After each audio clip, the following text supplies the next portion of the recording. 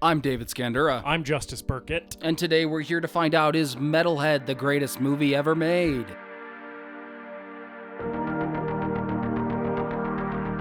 Þeir segja tíminn lækni öll sár.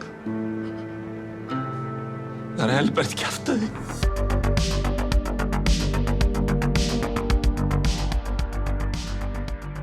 Legend lives on from the Chippewa on down to the big lake they call Gitchagumi. Just opening with Gordon. Lake never gives up her dead when the skies of November turn gloomy. We're not just going to sing all of the wreck of the Edmund Fitzgerald at the top of this episode because that would be insane. Imagine if you turned on an episode of this podcast and the first 4.5 minutes were just us singing the entirety of Gordon Lightfoot's song, the Edmund Fitzgerald. Have they done a movie about the Edmund Fitzgerald? I don't know. I know they did the Perfect Storm movie, which was those guys, those fishermen off the coast of Lake Massachusetts or whatever that Sebastian Junger wrote the book about. Oh, okay. But I don't know if they've ever done a Edmund Fitzgerald one. Can we get Scorsese on that? Or, that would be great. Yeah. I think that'd be good as hell. That'd be rad. Yeah. Yeah. Cameron, he loves the sea. James Cameron could do it.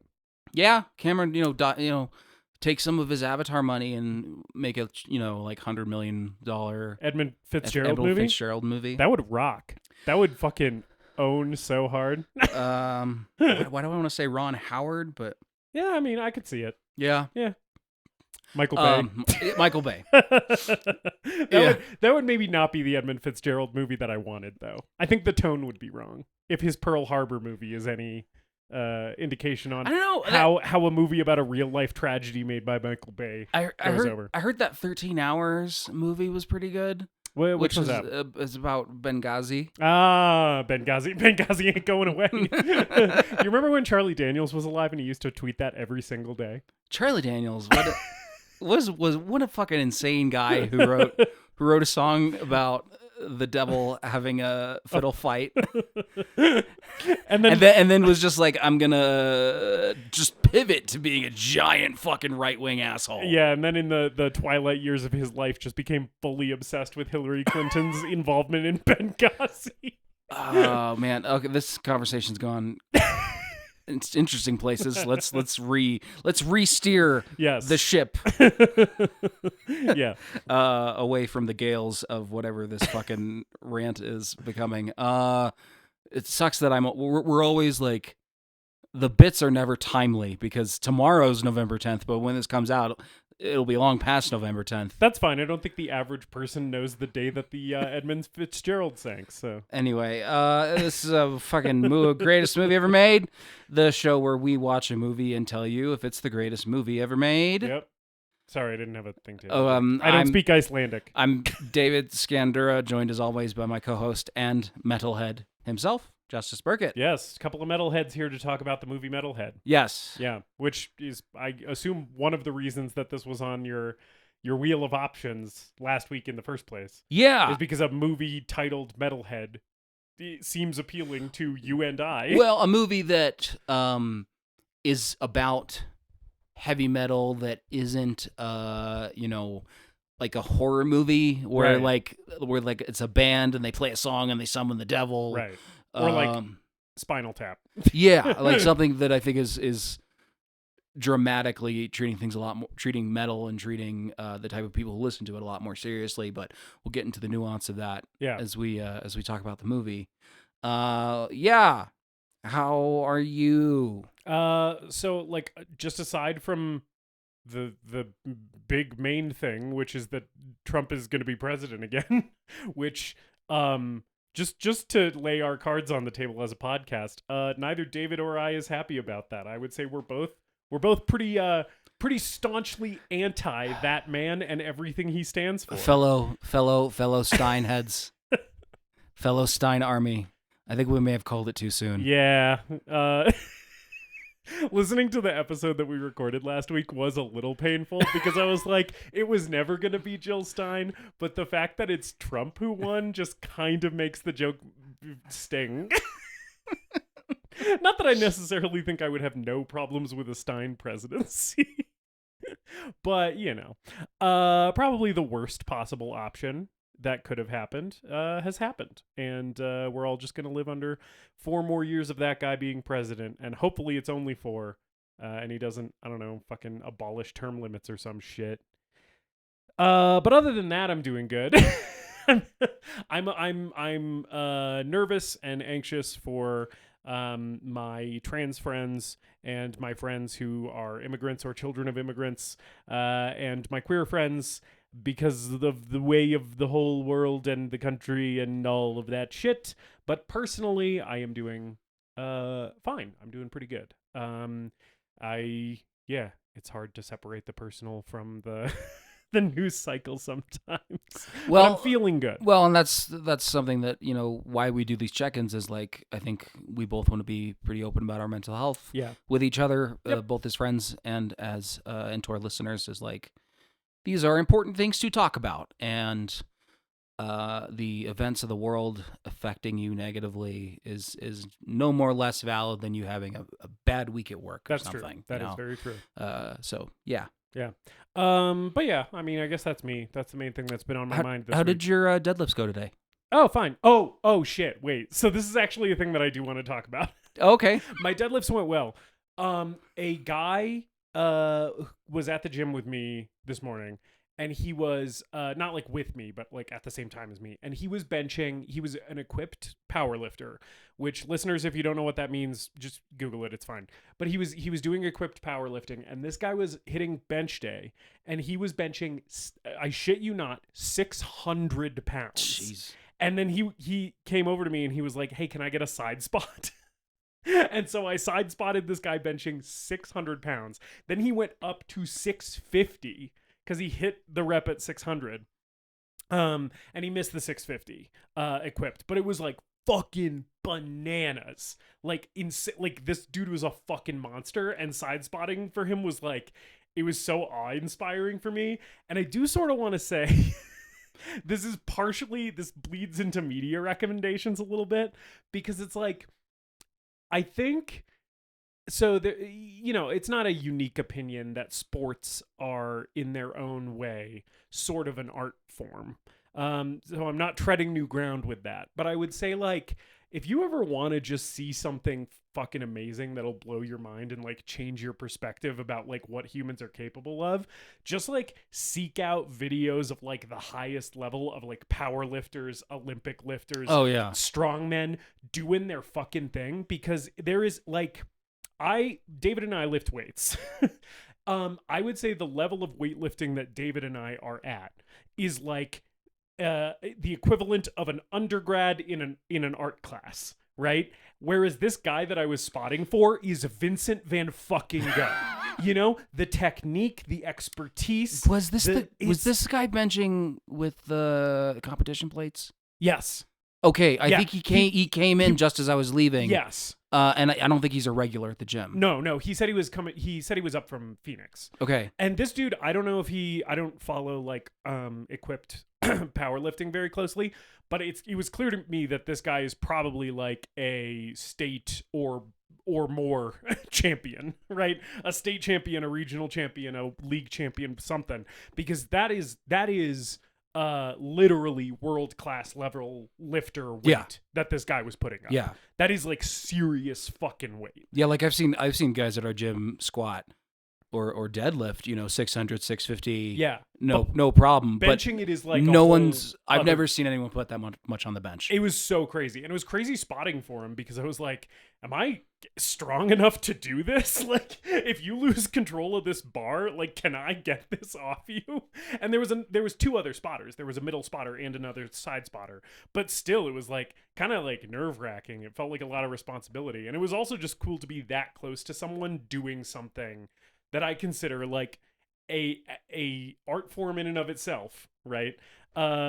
Just like that, at that proximity to someone that good at this, right? So that was kind of cool. It was kind of dope.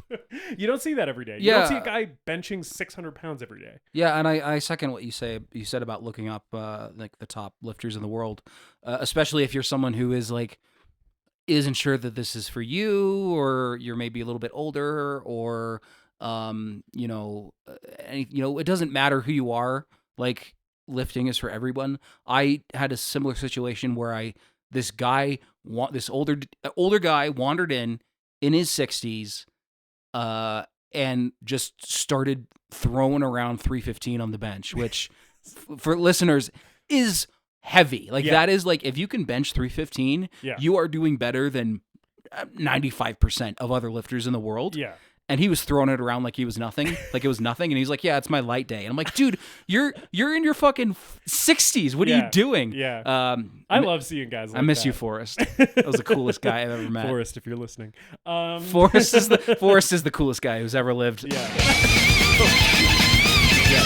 I don't know that we've ever had that segment not as part of the movie before. How are you doing, David? Fuck you. What? Fuck you. Okay. How do you think I'm doing? Bad. Yeah. Probably, yeah. Because of all the shit. Because of the shit. Talked about, yeah. Yeah. Yeah. My media recommendation. Fuck me? Yeah. I had nothing to do with it, dog. I didn't vote for him. My media recommendation for the week is, I don't know, man, just fucking get through it. Just like try to wake up in the morning and take a shit and put your pants on and go to work and hopefully just like in that order. You try to want to live. Put your pants on and then take a shit. No. Yeah, man. I don't know. Shit sucks. Yeah. And it's going to suck for a while. Yeah, but... the world's bad, the country's bad. Turns out just half of our neighbors are have given themselves over to hatred and evil. And it sucks that like I am a straight white cisgendered male. Yes, as am I. So I will probably face very little negative repercussions for the next 4 years of this presidency. Yes, your life and my life are unlikely to change very much directly. But I, like you said, I am fearful for my friends who are of differing gender expressions and represent different minorities and stuff like that, who will be suffering under this presidency. So I don't know, man. Like, and not just our friends either, because I think you and I both have basic human decency. Yeah. And we can feel that way even about people that we haven't met, which like seems to be a problem for a lot of white cisgender I guess so. straight guys. I guess most, which I don't really get. I guess some people just lack a basic empathy for the rest of the human race, despite the fact that we're all stuck on this floating ball together. Yeah. And like we have to live here. Yeah. Anyway, so that all blows. Yeah. Let's talk about Metalhead. Okay, let's talk about Metalhead. Let's talk about a similarly like sad, depressing, kind of grim film. It is interesting that this movie was picked at random by a spinning wheel. Yeah. Check out the end of our last episode for more on that. But it is interesting how this came sort of by chance right after Mary and Max, and very, very different movies. Tonally, I think quite similar. Yeah. In that it's sort of like, okay, like this is basically just crushingly depressing for like large chunks of time. And then like the point of the movie is like we're snatching little moments of catharsis and little moments of hope out of this like very sort of depressing narrative, this depressing world, right? Yeah.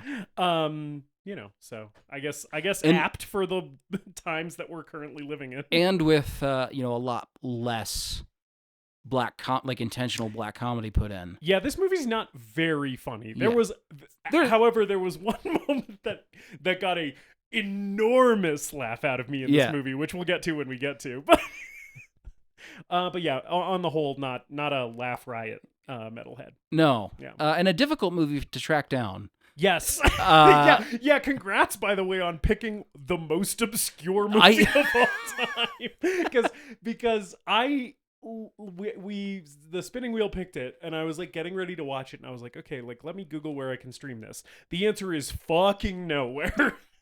It's on Canopy, but that's what I thought. I was like, oh, it's on Canopy. I'll just watch it. Yes, but both your Canopy and my Canopy is associated with the university here in Flagstaff, and it's just not in their catalog. Yeah. So you just can't watch it if your Canopy account is NAU, right? And then there was another one where it said that like History Channel Vault, which is like the History Channel streaming service, allegedly had it. But then I made a free trial, or actually the Podmaster made a free trial, and searched for it, and that's a lie. It's not there. And so I ended up finding an illegal version of this movie to stream. And I went looking on archive.org, and there was a download link.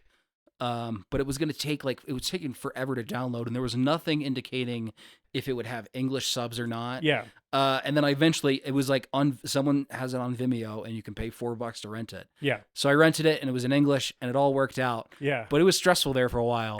Yeah. Trying to find this movie. I was like, are we going to have to 11th hour just change what movie we're covering? But we both found it, and we both watched it. My viewing experience was suboptimal because it was like an illegal rip of this, which I do want to call out up front that like, I think this movie probably looks incredible, and my viewing experience of it was like, wow, this scenery is probably photographed extremely beautifully, and the resolution of this fucking illegal rip of this movie is not good. My resolution was going in and out while I was watching it. And this movie does look very good. Yeah, it's not a fault of the movie that my viewing experience was ugly. It was just because it was hard to track down. Even in some of the lower qualities, as my internet or as Vimeo decided to shit the bed last night. And I also I was watching it past midnight, and I was watching it on my work computer because that's the one computer that I have in the house that like works sort of decently. My work computer was like, we're going to have a forced restart in 15 minutes to do updates. And I'm like, I have 30 minutes of this movie left. So then I had to shut off the computer to do the restart. And then I just watched it on my phone. Yeah. Oh, okay. As I'm sure the filmmaker intended. Yeah. So yeah. Yes. But Metalhead. gorgeous looking movie. Lots of like what seems to be natural light. Yes. Iceland looks like a very beautiful country. I would like to visit it sometime. Yeah, a beautiful country that also seems like, like a desolate wasteland. A desolate, frozen wasteland that is the perfect breeding ground for a story about grief and angst and channeling those feelings through the genre of music known as heavy metal. Yep. So yes, Metalhead came out in 2013, directed by an Icelandic director named Ragnar Bragason, and that will take us into the fact that David and I do not speak Icelandic, and all of these names are going to be our best attempts, because there are some names that to an English speaker are almost impossible to pronounce in this movie, such as her mom, Droplaug. Apologies to any Icelandic listeners. And her like on again off again boyfriend guy, Nutter. It's spelled Knutur. I'm sure it's not Nutter. Nutter.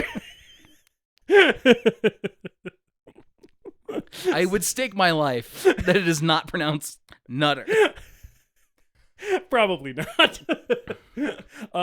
But which name I had no trouble pronouncing was the older brother who in this cold open eats shit, which we'll get to. But his name is Baldur, and as soon as I saw that, I was like, oh, the guy with the gate that I keep hearing about. Yeah. Okay.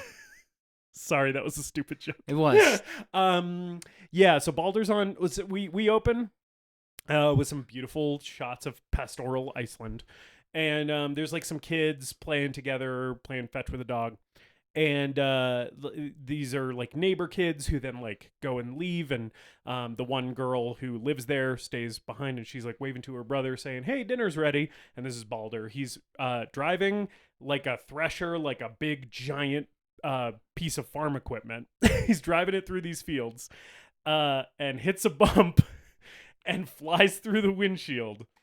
Oh, he falls out the back. Oh, he falls out the back. He falls out the back into the machinery, and then and it's like he's like in the background. It's like he's distant in the background. Yeah. And he falls back. He falls backwards, and then you see his body flip over the machinery. Yeah. And it is I went back and watched it a couple of times there is CG used here, and it is a little rough if you slow it down and watch it 5 times in a row. But it is like very sudden and shocking. Yes, and like almost silent. Yeah. Like he doesn't scream or anything. It's basically just like he goes into the equipment and it's like right? And it's like, oh shit. And then he's just still on the ground. And his little sister, who is Hera, she's going to be our main character of the movie. She runs up to him, and I don't know what I expected from the first 5 minutes of Metalhead, a movie that I knew literally nothing about. A guy fully getting scalped by farm equipment was not it. This is an incredible way to open a movie. Yeah. So I knew a little bit about this movie, therefore that's why it was on my watch list. Yeah. I heard about it years ago, around the time when it came out. Like, I saw the trailer online and really wanted to watch it. I thought it looked really interesting, but was never able to track it down. But I knew that it was about, like, her brother dies and then she sort of like adopts his metalhead aesthetic and starts listening to metal music as a way to cope with his loss. But I did not expect to see this long-haired kid get just like peeled like a can opener. The shot of the farm equipment still running with his hair tangled in it and his scalp is just flopping around in a circle. It is like you and I are gorehounds. The tone of this movie is very much not where in another movie I might be like pointing at the screen and going, yo, when that happens. Like, that's not the tone here, but it is like really effectively like shocking and devastating. That visual sticks with you for like the rest of the movie. Yeah. And I think that one issue that maybe I could have with some of the drama in this movie is like, they're still experiencing grief all of these years later about this. Yeah. But when his death needs to be sudden and shocking and tragic for that to really, really work. And I kind of think it does because it is so upsetting. Mm-hmm. Like, it's like a really fucking horrible death. And so as a result, when like, 6 years later or whatever, everybody is still super broken about this. It's like, yeah, probably the first, 5 years after his death, like all of them had just been compartmentalizing and repressing what they fucking saw, because it's horrendous. Yeah. And like when they're driving him to the hospital and his head is like covered in a towel to soak up the blood and he's just laying on his mom's lap like that. Like, that's like a really, really powerful image to start this movie with. Yeah, it's heavy shit. Yeah. And later at some point, when they're eating dinner and there's like some ketchup hanging off of, I think, Hera's plate. Yeah. And her mom just looks at it and then the sound effect of the running machinery starts playing. I mean, like, it sold me on the fact that this woman just got triggered by some ketchup dripping off the side of the plate. Mom's disassociating a lot in this movie. Oh, yeah. The one where it was most apparent to me is when she's just cooking unseasoned cod. Man, Icelandic food. This movie makes Icelandic food look like dog shit. Because she's just cooking what appears to be unseasoned, just totally plain pan-fried cod. But she's just staring off into space, and I was like, oh god, Mom's disassociating over the cod again. Yeah. And it's clear from the reaction of the dad and Hera that this happens like all the time. Like, she has been doing this. Yeah, it happens multiple times in the movie where she just kind of goes catatonic. Yep. Yeah.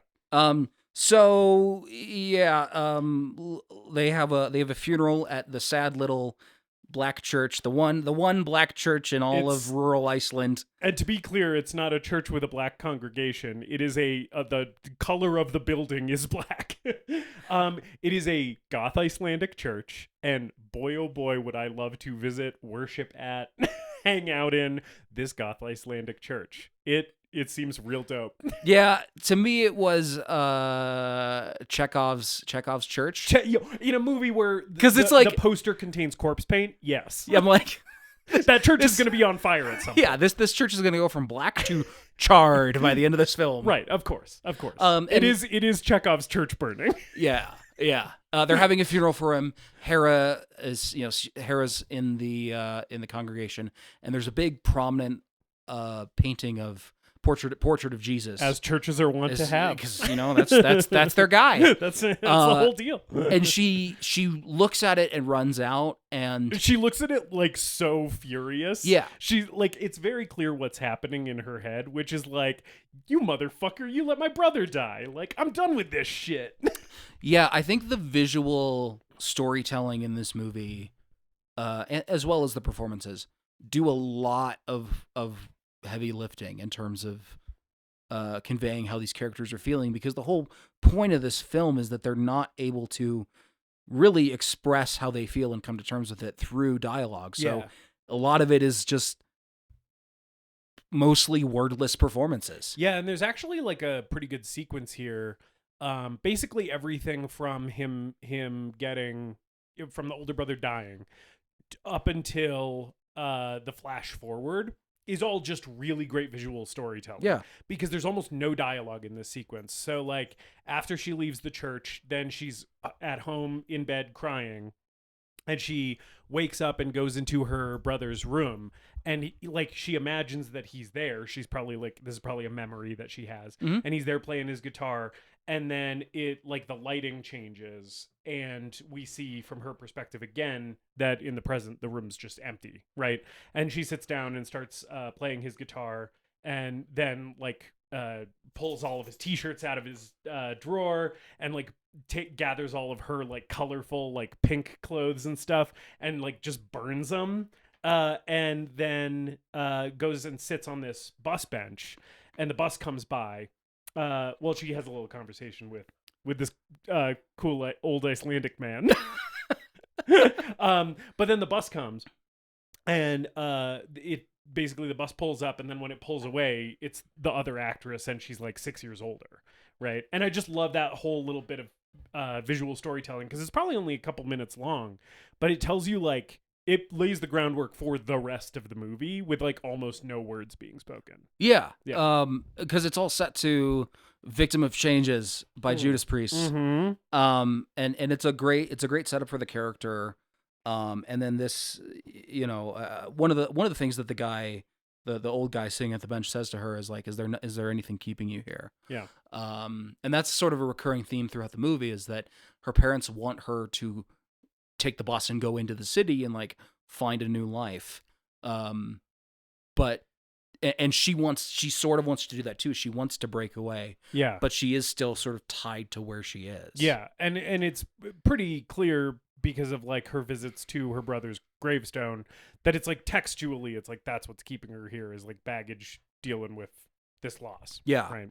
And she's playing guitar riffs on his grave in the graveyard, which is so cool. The shot of that, where it's the low angle shot, yeah, and it's she's playing the fucking Flying V, on this dude's grave with this goth church in the background, and then just desolate Icelandic plains everywhere. It's what a fucking image. It's a really good visual. Yeah, it's this is here. I'm gonna play the song that I wrote you. I'm still working on it. And what I really like, again, showing how well sound is integrated into this film.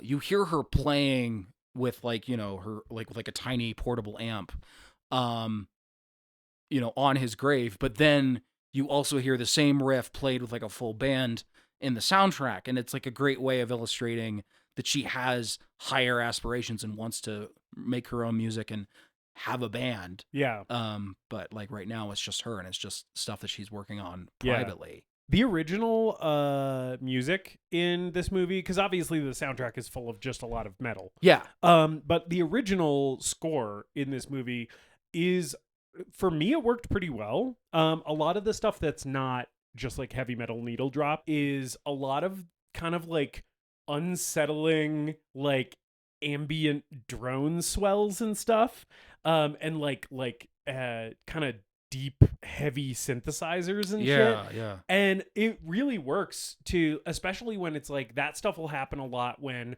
Hera is having some kind of emotional outburst, or the mom is staring out the window disassociating or something like that, and it kind of sounds what the score is trying to do is represent the characters' like inner emotions that they're not able to express as kind of these like big rumbling waves of sound. And I thought that worked pretty well. Yeah, I thought it was really, really well done, and instrumentally calls back to heavy metal in a way that is still orchestral. Like, there's not like an electric guitar or anything, but it has the feeling of metal woven into the orchestral score. Yeah. I thought it was really well done too. I really liked the scene where she drunk drives a tractor. The music there was like very intense and almost like chase music from a horror movie. Yeah. And that just represents like how fractured and like volatile her psyche is. Yeah. As she's been processing grief and dealing with things like addiction and all of that. Which that's basically the first thing that we get of kind of her acting out, right? Is her stealing the tractor. It's pretty early in the movie. Like after the time jump forward, basically like we've gotten a little bit of her home life, her parents giving her shit for not gently and lovingly giving her shit for not like going into town and getting a job. Right. And at one point they're like watching a movie on the couch, and the mom is like, you know, you could stay home tonight, there's a good movie on, and she's like, no, I'm gonna go out. And then her dad is basically like, you know, why don't you get a boyfriend? And she says, I'm a lesbian, which is not true. It's just a way of her saying, get off my back, Dad. We know it's not true because there's romantic relationships with men in this movie. But it's basically her just shutting down any the thought of him telling her what to do. But then then her big evening plans is to drink moonshine with her cow Luska. Commit burglary, just break into the neighbor's house, raid their liquor cabinet, and steal their tractor, and then just do a tractor DUI. And this is where I wrote down, Iceland's hicks are just like ours. Yeah. This is this whole sequence with her like raiding the liquor cabinet, DUI in that tractor. I was just like, man, humanity really is all the same, huh? Man, hicks are the same the world over. I'd drunk drive the fuck out of a tractor. Of course, especially if I was fucking, 17 years old or whatever, living on a farm, nothing else to do. You bet I'm fucking chugging moonshine and getting behind the wheel of that tractor. Are you kidding me? My brother's dead. I don't care about anything anymore. We're all going to hell tonight in this tractor. They do make the moonshine at home. Yeah. So like, I think Daddy needs to be a little bit more careful about doing that around his daughter, who is where he's stashing it. Yeah, she's also drinking beers a bunch in this movie, and I'm like, what's the legal drinking age in Iceland? Which is a thing I could have Googled and just didn't. But she might not even be underage drinking. She might be of age. Yeah, I mean, regardless, is like she has a problem. Yeah, and Dad's not stepping into. Like, it seems like her mom is like shut down and catatonic. Wants to talk about it and what she's going through, but isn't afforded the opportunity to because Dad just is sort of acting like it never happened. Yeah, he's kind of the vibe I get from him is he's just kind of like checked out of the whole thing emotionally, right? Where he's just basically like, I can't, like, I'm not dealing with this, right? He's trying to move on without ever having actually done the work that will allow him to move on. So yeah, he's just trying to like ignore it, right? Yeah, and I think that's sort of trapped Hera in this state where her only options are to like be rebellious and lash out. Yeah.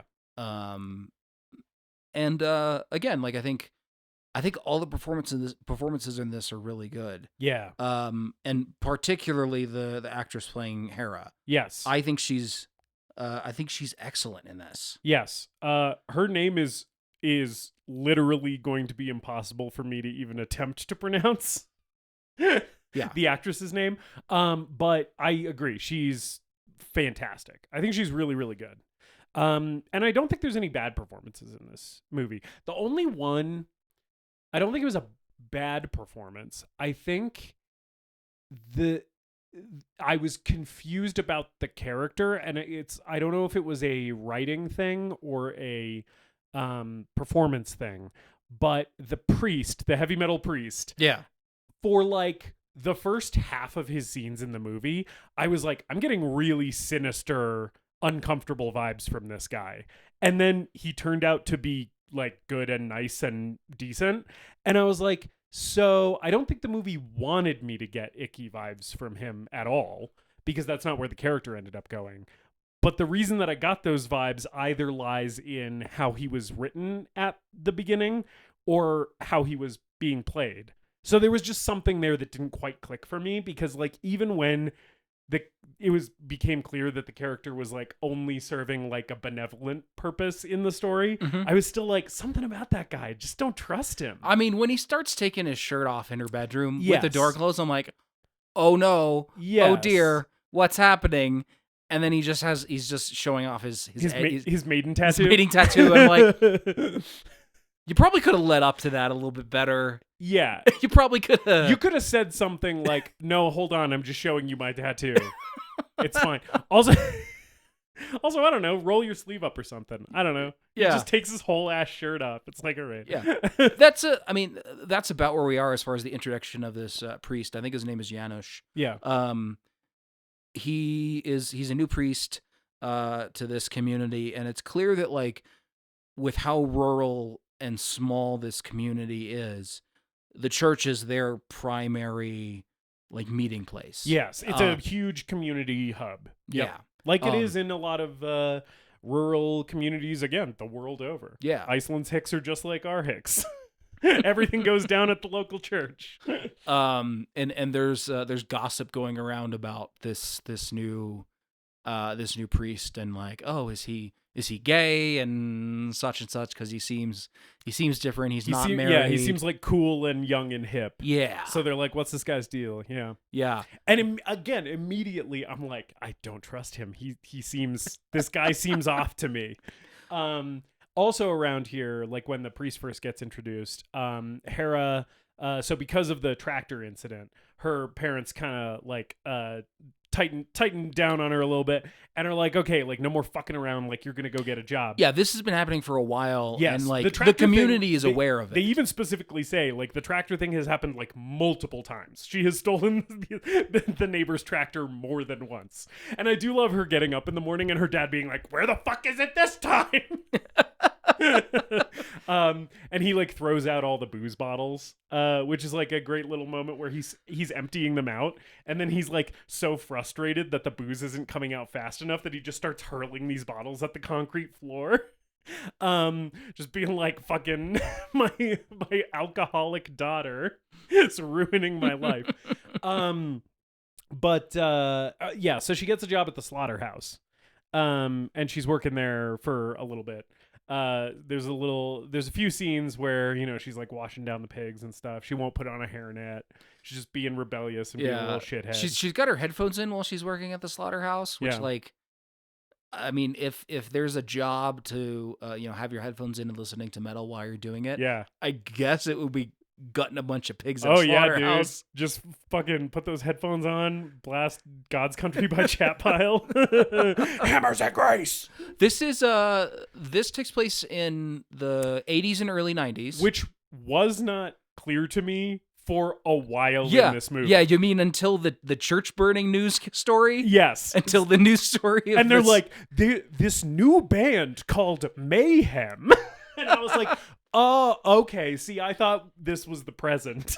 Because a lot of the needle drops are 80s thrash and new wave of British heavy metal. Yeah. So it's like 70s and 80s shit. Yeah, we got Priest in there and stuff like, I think, Riot and Savatage. Yeah. And those are all the posters, like it's AC/DC and Maiden and shit like that. Those are Motorhead. Yeah. She wears a Motorhead shirt a bunch. She's wearing a Master of Puppet shirt at one point. Yeah. So I was a little surprised when they brought in black metal. It's like, oh no, it's not like modern day. It's like, no, we're like Varg just burned down the church right last week. Yes, which that did help with a thing that for me was an issue until it became clear that this was like the early 90s. Which is like the movie's called Metalhead. She's in corpse paint on the poster, but then for so long in this movie it was just like heavy metal shit. Like it was not, we weren't exploring black metal or death metal, and I was like, the aesthetic of the movie, like the vibe of this movie is much more like black metal, death metal, right? But that's not the music that I'm hearing on the soundtrack. And then it becomes clear like halfway through the movie that it's like, yeah, that's because those things are being invented right now. Yeah. I guess I wish the movie had made the time period more clear earlier in the movie so that I wasn't like distracting myself by being like, why are they treating this like Maiden is the heaviest music that's ever existed? But I don't know. Maybe I'm also just stupid and there were clues earlier in the movie that I missed. Like the old cars or whatever. I don't know. I mean, like, I don't know what rural Iceland is like, but they did a pretty good job of making it feel, like suitably a few years behind the times. Yeah. So yeah, I didn't really know that either until the newscast. Yeah. And stuff like death metal is going on in the 80s. Death metal makes its way to Europe, and Sweden starts fucking around with it with like In Flames and At the Gates and stuff like that in the mid 80s. But I think I don't know how far north it made it. Yeah. Because I know there was a big rivalry between the Norwegian black metal bands and the Swedish death metal bands. Yeah. In those days. Yeah. And also it is like she's in a small community. Most of what her exposure to this stuff is through her brother's magazines and records and posters. Yep. And shirts. And I'm sure maybe she's probably gotten some other stuff like through like tape trading, or that's how the Norwegian guys at the end of the movie found her tape, is through tape trading. I love those guys. And that's just like that's just what the scene was like back then in Europe. Yeah. Yeah. It's funny to think about Swedish death metal bands and Norwegian black metal bands having beef, because a thing that this movie does very well is illustrates what people in like the underground metal scene, especially in Scandinavia in the 90s, were like, which is skinny, introverted, weird losers. I'm not saying that derogatorily. I like so much of the music that came out of that time and that part of the world. But I like that this movie is like, like people who are into this music truly are people who like have trouble expressing their feelings any other way and like feel isolated and alone and like outsiders. They're not like cool, when those Norwegian guys show up later in the movie, they read as like weird, insecure dorks, and I'm like, oh yeah, I love that. I love that these guys who like have a record label and presumably have some level of success in the scene, right, are just kind of like awkward nerds, because that feels very true to life, to like how the movement started, Yeah. There's no jocks in black metal. No, and like I don't want to downplay like the racism and the homophobia that was definitely present in the Norwegian scene at the time. Yeah. And that did lead to murders and stuff like that. But when you look back on it, like those were kids. Yeah. These were like 17, 18, 19-year-old guys starting this new genre of music to find a way to express and channel their anger. Mm-hmm. And in some cases, their anger got directed in the wrong places. Yeah. And that's what led to, murders and church burnings. And I think this movie makes it pretty clear that when she burns the church, she is engaging in that same behavior that the black metal musicians were doing, where it's like she just saw them do it and she thought it was cool, and she has this beef with religion. And so like this is her way to like lash out. Yeah. And it is treated as pretty childish and silly. Yeah. It's not like the movie is like, woohoo, burn that church, girl. Like, it's not an empowering moment for her. It's basically like, oh, what are we doing here? Yeah, like it's the coming of age thing, right? Where it's like you watch the protagonist make a choice that makes sense to them and you understand where it's coming from. And at the same time, as an adult, you're like cringing on their behalf because it's like, oh, you're going to grow out of this. Like, you know, it's just like sort of it's a childish, like sort of tantrum in a way when she burns the church, which I like. I like that it's that and not like, you know, oh, this is good. This should be celebrated. It's like, no, this is like petulant, you know, toddler behavior. But I do like when she lets all of the sheep out of the slaughterhouse by playing metal over the loudspeakers, and that's how she quits that job. Me too. Really fucking baller way to quit a job. Probably the coolest way to quit a job is to just like hold your fucking tape deck, your portable tape deck headphones to the loudspeaker and like fucking freak out all the sheep in the slaughterhouse. It's a really cool way to quit a job, but you know what's sort of cringe is on her way out, instead of flipping the bird at the manager who's escorting her out of the building, she does the devil horns at her, and I was like, that seems a little lame. See, I sort of get it because I know the origin of the devil horns, right? Which is it's the you ward off the evil eye, or you give someone the evil eye with the devil horns. That's where it came from, and that's how Dio popularized it within metals because his grandma did it. Yes. For someone who doesn't know that history, maybe it reads as a little cringy. It just seems a little bit like teenage edgelordy for her to be like, no, I'm doing the devil at you. More teenage edgelordy than just flipping the bird? Yeah, I feel like flipping the bird is timeless. and transcends age. That's right. Anybody can flip the bird. It's not immature to flip the bird. That's just part of life. It's my right as an American. Yeah. So around here is when we meet a guy whose name is definitely not pronounced Nutter. Who so she's quit this job.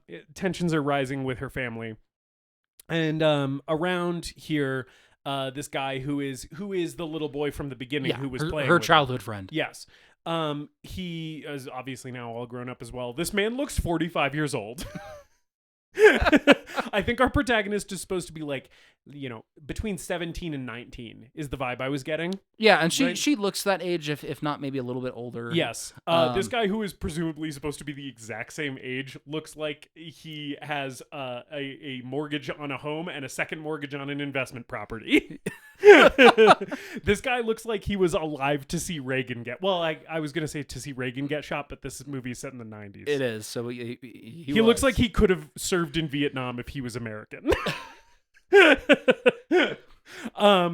But regardless, it's that he's just, you know, a good old you know, cod raised Icelandic farm boy. I think that's what that Icelandic wind will do to you, especially if you don't moisturize. I think that's just 20-year-old skin on the barren island of Iceland. Well, I like that the movie makes it very clear immediately that he has just completely conformed to his culture, and like his greatest aspirations are like, you know, Farmer Brown's gonna let me break in his new foal next week. The way that happens, so like they... Oh, that's a hell of a post-coital discussion topic. So like they go to a dance. Yeah. basically the whole community goes to a dance. Yeah, it's a community dance. Yes. And Hera gets really drunk and starts like trying to mosh. Which is...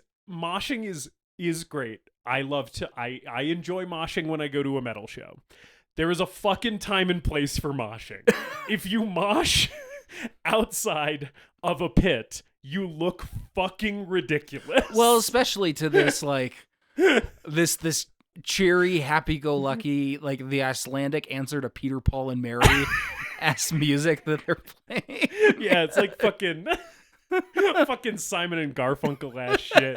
And she's just like throwing haymakers and shit. And I'm like, girl, like you just need to get yourself into like a real scene. You need to go to Reykjavik. You need to like go see a show in some fucking basement you know, and do that shit there where it will be like celebrated and accepted. Trying to mosh at this community barn dance is not doing you any favors. Because it is again, it's a moment that is very cringe from her, which like is not a negative against the character. It's what for me made me feel more empathy toward Hera, is like this behavior that all these people are like, oh, like she's wild, she's like unhinged, right?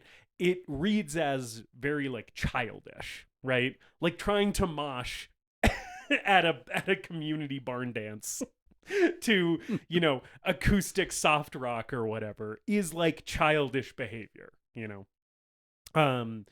But yeah, and then she leaves. She sort of gets kicked out of the dance for doing that. Yeah. And then well, I do want to say, yeah. Mom and Dad are at the dance too. Oh yeah. And Mom really wants to dance, and he's like, well, I'm not going to fucking dance with you. So she gets up and starts dancing with some other guy. It's the neighbor that Hera raided the liquor cabinet of and stole the tractor of. Yeah. And Dad just looks like he's been cucked, and he looks so angry. Yeah. And then he just leaves. Yeah. Right? He's on his way out, and the mom catches up with him and is like, where are you going? And he's like, I'm going home. You're dancing with our neighbor, making an ass out of me. Just dance with your fucking wife, yeah, dude. dance with your wife. The dad is probably classic coming of age drama is basically what this movie is. Like all coming of age dramas, the person who is transitioning from childhood to adulthood needs to learn some lessons, but like most of these movies, their parents do as well. Yeah. Right? I feel like in every coming of age movie, one character is the most frustrating to me. The dad was the most frustrating to me in this movie because I was like, your fucking family needs you, dog. You can't, you know, bottle all of your feelings in and not dance with your fucking wife at the barn dance. Yeah. I think the movie does a good job endearing you to Hera and making you empathetic towards her, even as she starts lashing out and doing these really crazy, outlandish things. You feel for her, and you really you root for her, and you want her to get better. Yeah, and so much of that is just the performance. Yeah. Right? Because it's like she's like very grounded and empathetic, and when she does speak, she sort of she delivers things in a way where it's like you can kind of tell that this is just like an awkward, sad, lonely person, right? And that the bravado and shit when she's like acting out is sort of like a defense mechanism because she feels really fragile, you know? Yeah. And she does want acceptance, but when all that she's been faced with by this community is like hostility and people who don't want to try to understand her. Mm-hmm. So that's what leads to her lashing out more. And like the moshing at the dance is like just her being like very aggressive, expressing herself in a very aggressive and intentionally hostile way, right, to rile them up, right, because that's all that she knows that's the only reaction that she's gonna get from them. Right. Yeah, exactly. She's just trying to get a rise out of them. Yeah. Right. And it like serves to further alienate her. So it's like a destructive cycle that she's like it's like she wants to be seen. Yeah. And if they're not gonna see her for who she is on her terms, then she's going to just try to force a reaction out of them because it does the same thing for her. Which is where a lot of heavy music comes from. Yeah, I mean, I think it is no mistake that this story has heavy metal as a theme running throughout it, because metal is like traditionally kind of a working class style of music. Yep. And B, like a haven for outsiders and people who feel depressed or outcasts in society. Mm-hmm. And it's also interesting that it is primarily a male-dominated genre in terms of the bands and the listenership, and is associated as kind of a masculine music genre. But that the fact that our main character is a girl, and it is something that she adopted from her brother as a way to emulate him more than like a genuine love for the music, I think. Yeah. Like, I'm not saying that she doesn't love the music, because she clearly does, but it is her way of keeping her brother's spirit alive. It's kind of becoming him. And in some ways, that only makes her love for the music more genuine and more powerful in a way, because it's rooted to the love for this person who she lost, right? It's like almost like she's like, her metal fandom is deeper than just I like this music. It's like, this is the person that I used to have around. But anyway, so her childhood friend guy follows her out of the dance after getting kicked out, and they go and he's doing cocaine. And they drink a little bit, and they're like, they walk back to her farm, and they're like fucking around. Yeah, we get a shot of cows fucking. Yeah, a bull does mount a cow, and in a very funny line. This movie is not totally devoid of comedy. Yeah, there's some humor in this, made me laugh. There's a good joke here where the bull's mounting the cow, and our boy Nutter is like, hey, I wouldn't mind some of that, and she's like, well, you'll have to ask my dad first. It's his cow. Very good joke. They get drunk and they're rolling in the hay. They're having a roll in the hay, yeah. Because, again, Scandinavian hicks are just like ours. You get drunk, you roll around in the hay in a barn and see where things go. And what it leads to is awkward sex to Symphony of Destruction. Yes. Not the first metal song I would pull up on a sex playlist. It's also the end credits song for the movie, which is funny that that's the two times it's used. Yeah. Is for the sex scene and then at the end. Yeah. I do like this because... Watch him become a god! Doesn't exactly get, the blood flowing and the sparks flying. Yeah. I guess it does if you're Hera. But they go to Pound Town here. Mm-hmm. And I like... So this is... again, coming of age movie, a lot of the time a sex scene is part of movies like this. A lot of the time it's like explicitly and specifically first time in a coming of age movie. I like that it seems like Hera has probably had sex before. Like, this does not seem like a first time situation to me. And also, I like that it's like, she's like, he's on top and he's kind of like lamely humping away. Yeah. And there's a look on her face that's not like, she's like, okay, this, I can do better than this. Like, this can be better than this. But she doesn't look like sad or uncomfortable. She's just kind of like, this is the best this guy's got. And she flips him over and gets on top. And he's like, oh, okay. And I like that as a moment, because it's like, it's showing her with like a lot of like a high degree of like autonomy, and like she like isn't afraid to like take what she wants in life and in like a sexual interaction with a man. It feels like a sort of empowering sex scene, where sometimes sex scenes in coming of age movies veer towards like traumatic. This is like explicitly not traumatic, but it's still awkward. It's awkward. Sex is often awkward, right? And that's the realism of it. It is still awkward. She is having sex with her childhood friend. You know, that's going to be weird and emotional, and it definitely is for them. But it is not like a wholly altogether negative experience. It's not like bad sex either. No, it's like, she's just like, all right, well, we gotta. She's like, we gotta give the kids some training wheels here. Right. She's like, okay, if you're not gonna do me the way I need to be done, I'm gonna do it myself. but then when they're in the post-coital glow, so this is what we were talking. Then about. He starts talking about breaking a foal. As if it is the biggest thing that's ever going to happen to him. Yeah. He's just like, I'm being honored with the opportunity to train this horse. And this opportunity like this only comes around every 4 years. So I really got to make sure I don't blow it. And he starts just talking all this technical shit about how to break a horse. And she just silently gets up out of bed, puts her clothes on, and leaves. Which is so fucking funny. And he doesn't get the hint for so long. He's just like yapping and yapping. And I'm like, dog, you need to get better at pillow talk. This is pathetic.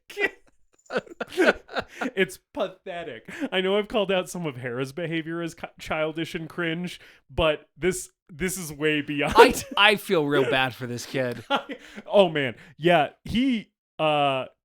this movie is a tragedy for him because he fumbles a goth metal chick. Could never be me. I wish I could say the same. No, Yeah. I mean, let me be real. They fumbled me. Yeah, Hey, that's correct. Yeah, that's correct. Know your worth, Nutter. Nutter, I hardly know her. Hey. I like that immediately after sex, she goes into Baldur's room and her dad and mom are there. And it's like, now we're going to have a heart-to-heart. Yeah. Meanwhile, Nutter is fucking is still cleaning himself up with a tissue in her bedroom. Yep. And her dad wants to take down all of Baldur's stuff. Yeah. And like, because his room is still set up just the way it was when he died. Mhm. And then we get the newscast about the church burnings in Norway. Yes, I like that. It is sort of like a comically broad moment where she's kind of falling asleep on the couch and this news broadcast is kind of yapping away in the background.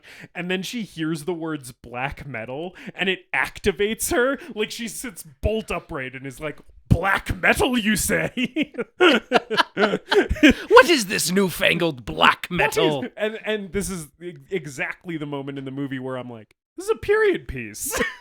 I didn't realize that. But yeah, Varg & Co., Euronymous, and all those assholes are on the news for fucking burning churches. They bring up Dark Throne, and I feel like I got to stick up for Dark Throne. My boy Fenris, yeah, and Dark Throne.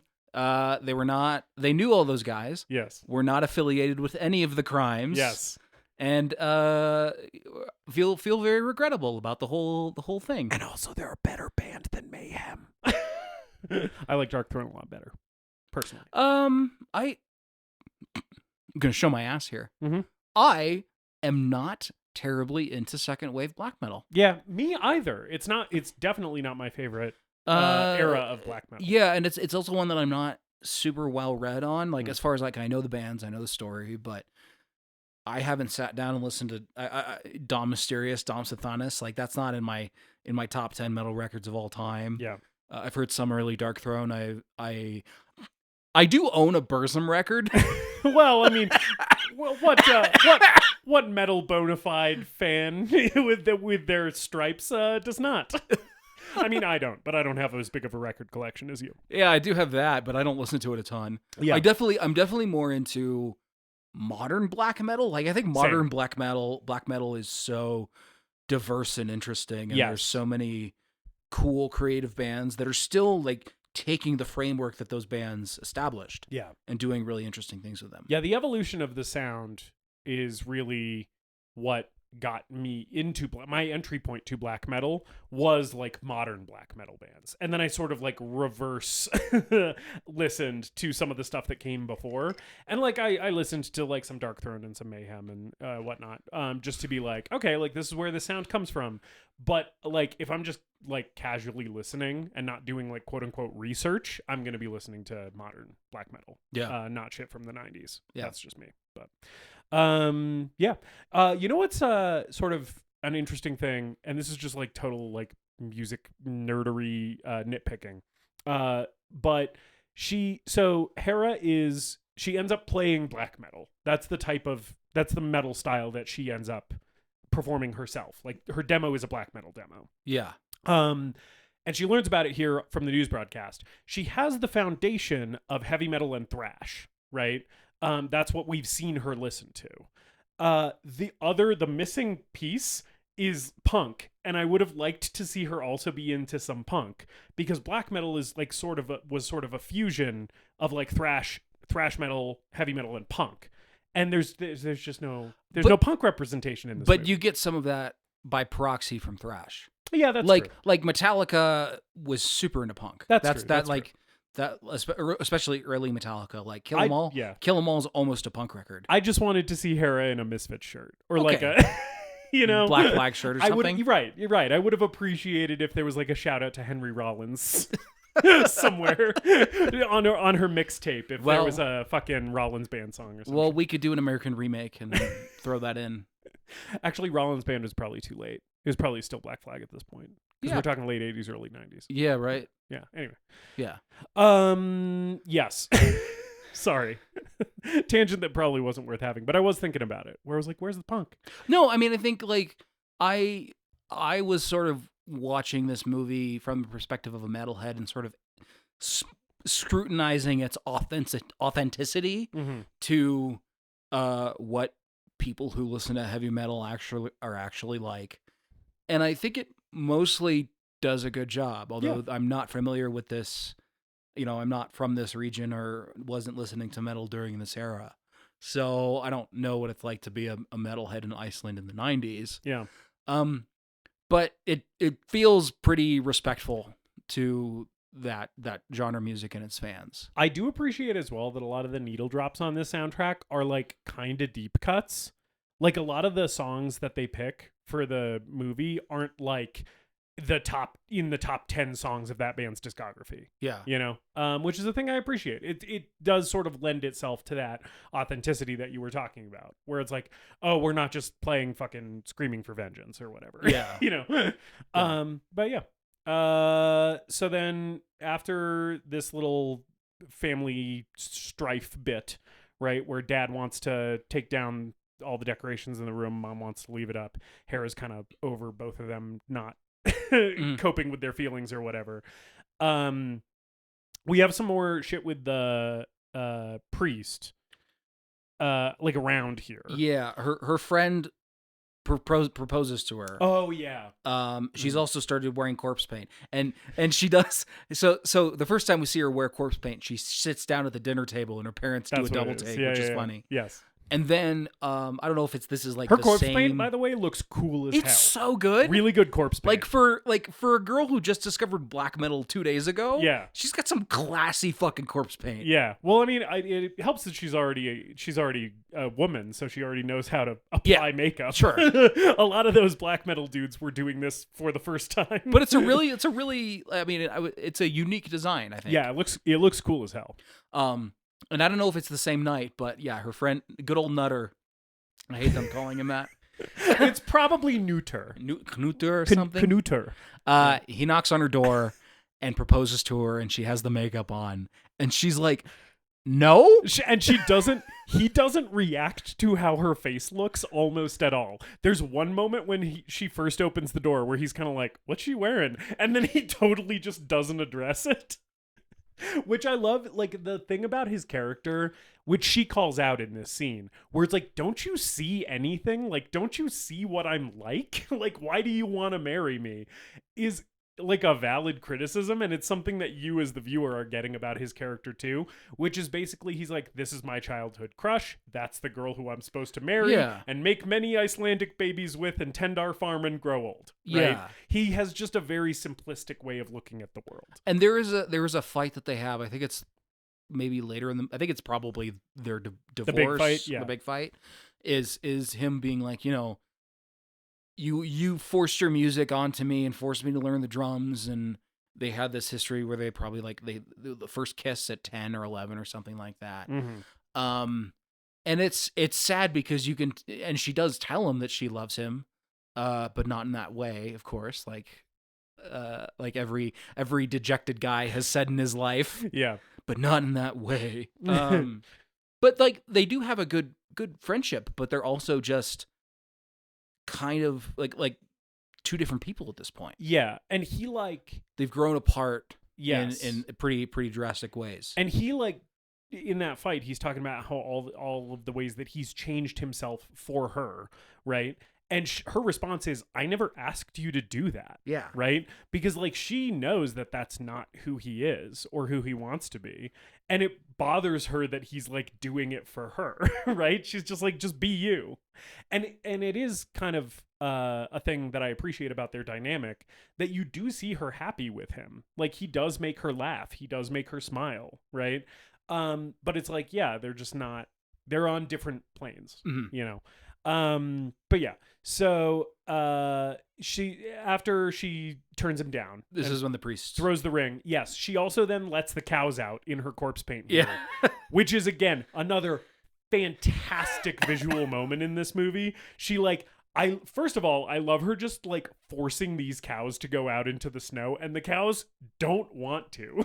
Like, she thinks she's doing some big rebellious act here where she's like, I'm going to turn them loose and they will be free to roam and live as creatures should. And these cows are like, it's cold out here. Like, I want to stay in the fucking barn. But I like when she lets them out and then closes the gate, and there's just the shot of her standing in front of the house and the fence with like the stormy sky in the background in her corpse paint. It's a sick ass. Yeah, there's really great shots and framing in this movie. Yeah. There's one of her recording and like, or I don't know if she's recording music or practicing music in the barn, of like her in the center of the frame with her flying V. Yeah. And then you see like the whole barn above her, Yeah. and she's like playing to the heavens and stuff like that. I don't know. Yeah. It's really fucking cool shit. Yeah. Gorgeous movie. Very well shot.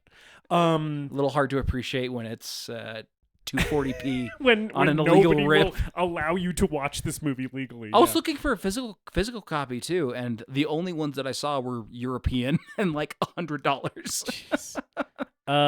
If you saw this movie to listen to this episode, congrats on finding it. You're either Icelandic or very good at torrenting. Yes.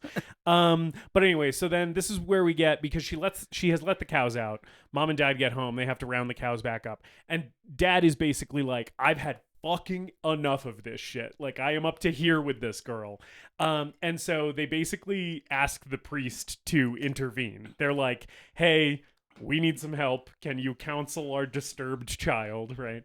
And the priest talks to her and the parents kind of all together for a little bit, and then has some one-on-one time with Hera, which is where he starts taking his shirt off. Because basically she's like stonewalling him. She's like, you don't know anything about me. People who believe in God are all stupid and all liars, because she's a black metal artist. and he's trying to be like, oh, Screaming for Vengeance, that's a great album, this and that. Like, he's trying to show that he listens to this music, and she thinks he's just pretending. Right, she's kind of not buying it. So then, fucking poser. So then this is when he starts taking his shirt off, and she's like, what are you doing? Am I about to get molested? Which is an understandable reaction. And then he shows her the maiden tattoo. And this turns her around on him completely. She's like, oh, sick. Okay, cool. We can actually have a conversation. But first, let me kiss you unprovoked. Right. But the thing that I like about this moment a lot is, so he like sits down and tries to start talking to her. And he brings up her brother, right? Yeah. And she kind of goes blank. And he goes like, asks her, do you want to talk about it? And that's when she starts kissing him and climbs on top of him, because it is a trauma response from her. Yeah. To basically be like, oh, he's asking me about stuff that is way too painful for me to even think about. So I'm just going to shut him the fuck up in the way I know how, which is like using my sexuality. Right. It was very clear to me that that's where that moment was coming from her. And I thought it was pretty well executed in the movie. Yeah. And also, like, this is a person who is, in her eyes, can understand her. Right. And is trying to relate to her. Right. On a human level. But the only reaction that she has to that is a sexual one. Yep. Because she's traumatized. Because she's traumatized. And that's clearly a way that she copes with her trauma, just like alcohol and stealing tractors and it's letting animals out. And it's a pretty well documented and real way that people do deal with their trauma, right? It's a pretty authentic thing in this movie, that it's like, to avoid having painful conversations, like, just fucking throw yourself at a person in order to feel something, right? Yeah. And I like their conversation. It is very brief, because again, like, a lot of the dialogue on this movie is pretty stark and few and far between. When he sort of does the youth pastor, Jesus was an outsider too, but he is like, he's like, Jesus was an outsider. He sat with sinners. People didn't understand him and they judged him for it. it's clear that she still has a lot of anger towards God, and is like, God owes me for my brother. Yeah. We'll get into it a little bit more probably in a little bit, but I like this movie balancing skepticism and frustration toward religion with also sort of a mature outlook on it as well. Right? Yeah. It's not, this movie it allows its protagonist to be angry at religion, at faith, without the movie itself coming across as sort of like edgy and juvenile in that way. Right. But anyway, so she tries to make out with the priest here. He, very much to his credit, immediately is like, no. Yeah. And like gets her off and leaves. Right. He's like, we're not doing that. And that was the moment in the movie where I was like, I totally misread that guy. What was telling me he was gonna be a creep? I don't know. I didn't get that vibe from him at all. He seemed like a nice guy, and I was like, oh no, this angry little black metal kid is gonna be mean to the priest and burn his church down. I guess it was a me problem, because I was just like, I don't trust him. But yeah, so that whole fucking thing goes down. But then she goes to see him again at his house, and like sort of to apologize. She's sort of like, hey, like I read you wrong. Also, I made you a mixtape. Yeah, they never really address it. Yeah. He's never like, hey, can we talk about the fact that you jumped on me and tried to make out with me? Right. Yeah. But she made him a mixtape. Yeah. And she's like, hey, I do think I might be able to talk to you. Right. And as a gesture of goodwill, she gives him this tape that she made him. And they sit in the car and listen to the tape. And again, it is entirely like he is totally non-threatening and not predatory. And I was very surprised because I kept expecting it to go there. And I was really glad it didn't. Very, very glad it didn't. But it was just like, oh, he actually is just a decent guy. And he's just like sitting here like talking fucking priest with this kid. Right. Yeah. And this is like, they have a little bit of a like a bonding moment here about all these bands that they're listening to. I also like that they are sitting in the car, and it is clear that this is why they're doing it is because this is the only tape deck that this guy has. Yeah. Because, you know, small, looks like relatively poor community, probably doesn't have one of his own. Yeah. So we got the car, so we can listen to it in the car. And I also like that we get to hear the end of Victim of Changes. Yes. And we get to hear Rob Halford belt out that Victim of Changes. I also really like how they're talking about Victim of Changes, where they're like, God, it's so fucking good. He's so incredible. He's and I'm god. like, yeah, right? Yeah, I agree, movie. Yeah, I also love Phoenix, Arizona resident Rob Halford. Yes, I do like when she's like, talking about Halford, and she's like, he's like a god, and because the guy is a priest, he's kind of giving her the side eye, and she's like, a metal god. I didn't mean like the real kind. And it is her brother's favorite song. Yeah. And good favorite song. Underrated priest song, I'd say. Like Sad Wings of Destiny is among their more well-regarded albums, but I think there's a pretty big division between like the 70s Priest fans and then the 80s Priest fans. Yeah. As far as like those eras of their discography, because among the 70s fans, it's like Sad Wings of Destiny's their best record. Yeah. And then among the 80s fans, it's like Screaming for Vengeance or Painkiller. Yeah. I'm always a little bit more of an 80s Priest guy. I like the 70s I'm stuff, an 80s Priest guy too. but I'm more of an 80s guy. Yeah. Defenders of the Faith. Yeah. Is my favorite Priest album. For me, it's probably Screaming for Vengeance, which I know is like a normie pick, but it's probably my favorite one. But they're similar records. Yeah. They're kind of two sides of the same coin. Yeah. I just think like song for song, Defenders of the Faith is so good. It's a great album. But they're all good. Priest has a very good discography. They're still doing it. They're still doing it. They just came out with an album, like this year, last year? Yeah, and it's awesome. Yeah. Halford sounds better than any other vocalist his age right now. It's bananas. It's crazy that they're still able to fucking do this. Yeah. Because they're all like, what, 70? Yeah.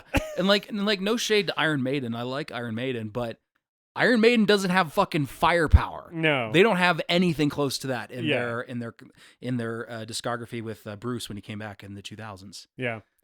Yeah, so they're praising Priest, and we are also praising Priest. Yeah, they just kind of have like a nice little bonding scene here. I don't remember anything major happening here, other than them kind of building their bond a little bit more. Yeah. What there's a few other things that happen here before she gets to burning the church. Was like the kind of the big set piece of the climax of the film. Yeah. Or the set piece that kind of takes us into the climax, I guess, in the third act. Yeah. Where she has started making more music and playing it in the barn and recording it and, programming a drum machine. And then there's a moment where she finds her parents sitting on the couch playing music together. Yes. Because earlier she found her dad's guitar in the garage. Yes. The thing that unlocks that kind of healing scene between her parents is there is a moment, I think it's like right around the scene with the priest in the car, where mom and dad, like sort of the B plot of the movie is mom and dad's sort of marital problems and tension, right? Like him not dancing with her at the dance and all that stuff. And there is a moment where dad is in the barn and he sort of has a breakdown in front of the mom and is like, he basically is like, hey, we've never actually talked about what happened. And the mom sort of approaches this apprehensively, but then the dad like basically fully breaks down and is like I know you think it's my fault. I know you think I should have put like more safety stuff on the machinery. And the mom's like, I never blamed you. Yeah. And he's like, it's clear that he blames himself. Yeah, this is a really good scene. Really. I completely forgot to bring it up. Yeah, it's a really nice scene. It's very touching. It's very sweet, and it is sort of the moment that leads to them then playing the dad playing the guitar on the couch and them singing together. And it looks like their relationship is healing, and they're coming back together because they've had that moment of catharsis where they could actually talk to each other about what happened. And Hera kind of sees this and sees that her family is healing a little bit, but she still has the wall up, Yeah. And this is when she goes back to the priest. Yes, dressed normal. Because first of all, while we're talking about this, I do want to mention the costuming in this movie. I think the costuming in this movie fucking rocks. Yeah. From everything from like the priest garb, which is pretty simple, but is like all like very clean and crisp, and the blacks are very deep black, to the 100 amazing sweaters in this movie. This is a fantastic sweater movie. Everybody is wearing the coziest looking sweater you've ever seen. But then Hera's costuming is also great. Like the million band t-shirts that she wears in this movie are all great. I really like her fucking badass leather jacket and her boots and everything.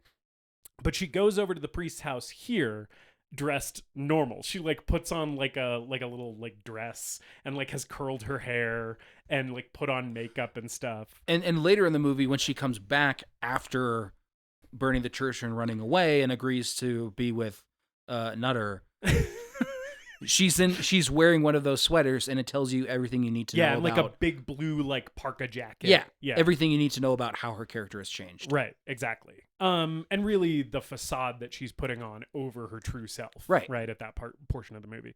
But yeah, so she shows back up at the priest's house and starts putting the moves on him again.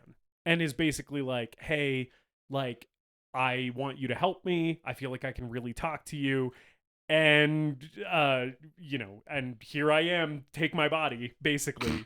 And he's like, no, I meant no when I said no earlier. Rock me like a hurricane? I guess so. Sorry. No, that's the correct thing to say for this episode. Yeah. But so he rejects her. Yes. As he, again, should. Yeah. It's good that he does that. It's good that he's not like, okay, teen girl, I'm a priest and let's get down to fucking. And she decides to go burn a church. She doesn't take it particularly well. So I've never been rejected so bad that I've committed arson. Yes, this is and I think the movie does a pretty good job of setting up her emotional state to where this action makes sense. Yeah. Logically. It is, however, going nuclear, because what has happened is a dude refuses to bang her, so she burns his entire workplace, his whole occupation, to the ground. Which does seem like an insane reaction to someone being like, no, I won't sleep with you. But yeah, she burns the church. Yeah. And it's a cool visual, her walking away from that burning church. Yeah. I think it might be CGI fire in there, but it looked pretty good. Mm. And then she immediately is like, well, everybody's gonna know this was me. because I'm the weirdo in corpse paint. Wonder who burned the church down. Is it one of the 50 people in this movie dressed in these itchy fucking sweaters? Or is it the weirdo chick? Or is it the weirdo who wears a leather jacket all the time and tried to make out with the priest immediately before the church got burned? So she runs away. She pulls a full-on, conflicted, angsty teen move and just packs up a knapsack and runs away. Yeah. And runs away in Iceland in the winter. Yeah, not a great plan. Yeah. And she takes shelter in what looks like a hunter's cabin. A hunting cabin. Yep. And it does not do a very good job of keeping the cold out. So there's this little window in this hunting cabin. Yeah. And she has brought a rifle with her. And it looks like what she's doing is keeping watch out that window with the rifle at the ready. And I'm like, is she gonna, is her plan to commit suicide by cop? Like, does she think the authorities are gonna be coming after her and she's just gonna start taking pot shots at him? Because she's really going far with this. I'm really not sure what she's doing.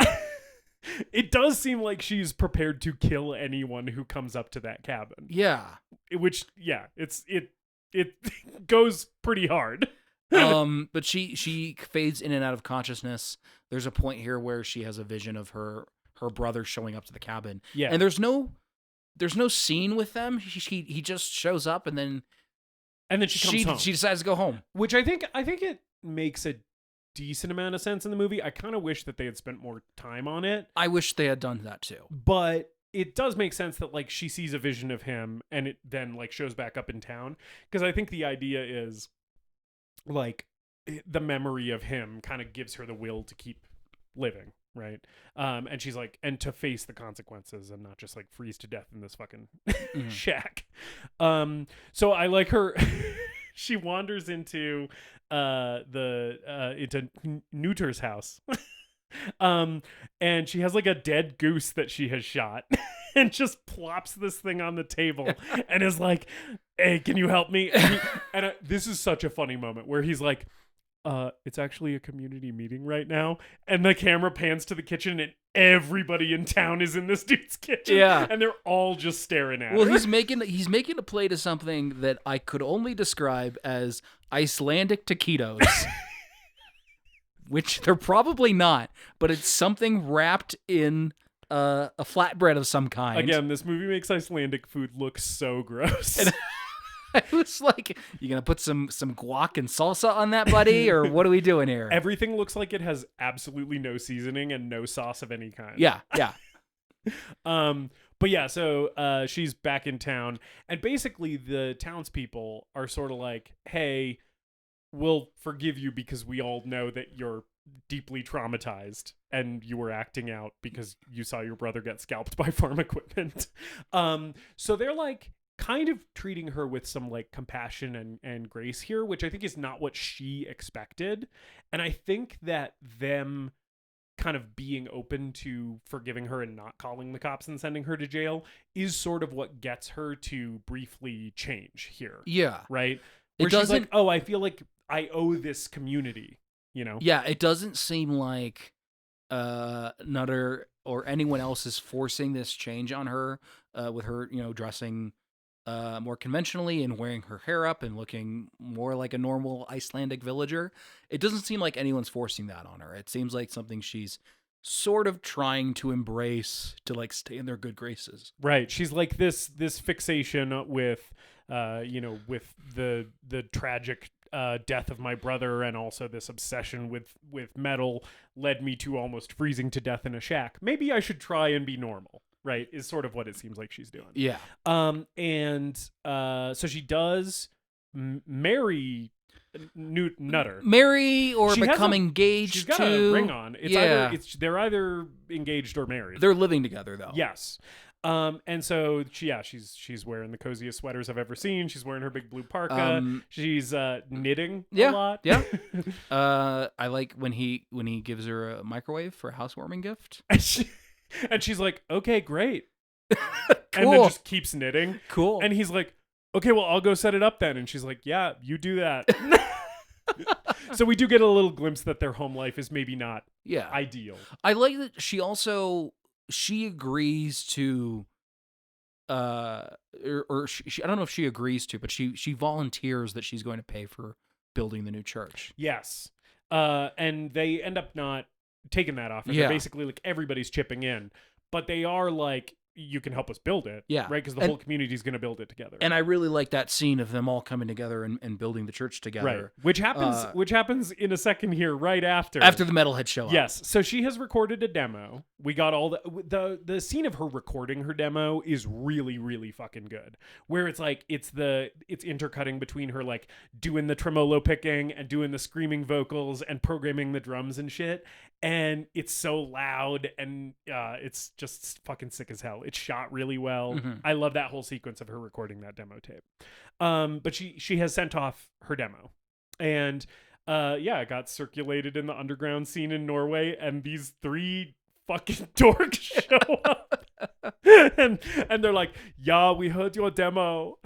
We are here to offer you a record deal. And she looks so normal at this part of the movie, which is it's a very funny thing because these dudes all show up in like their metal tees and their like huge studded black jackets. She's at like the supermarket. And she's in her nice little sweater. Yeah. There's a kid that comes in with a Metallica shirt on, and she, smiles like. Yeah. And he does the horns. He does the horns. And then she gets the call. Like the lady at the counter is like, Hera, someone's calling for you.